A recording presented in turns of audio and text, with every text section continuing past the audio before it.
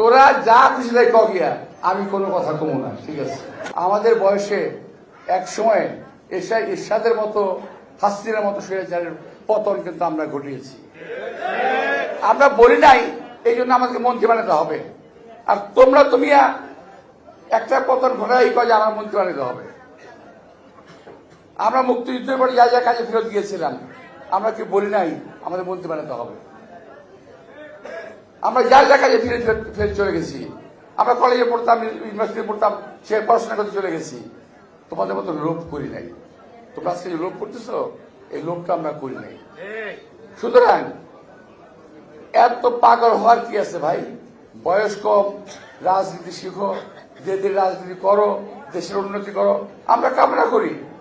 আমরা তোমাদের রাস্তায় ফুল ছিটিয়ে দেব রাজনীতি করার জন্য, কিন্তু অপকর্ম করার জন্য কোনো কাজ যদি করো তার জবাব আমরা দিতে পারি ইনশাআল্লাহ।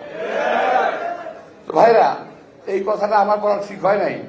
আমি নির্বাচনে নেমেছি, কিন্তু আমি পারছি না, আমার ধৈর্য কুলোচ্ছে না। ওরা যেভাবে অপপ্রচার চালাচ্ছে বিএনপির বিরুদ্ধে, আমাদের বিরুদ্ধে, আমি সহ্য করতে পারছি না।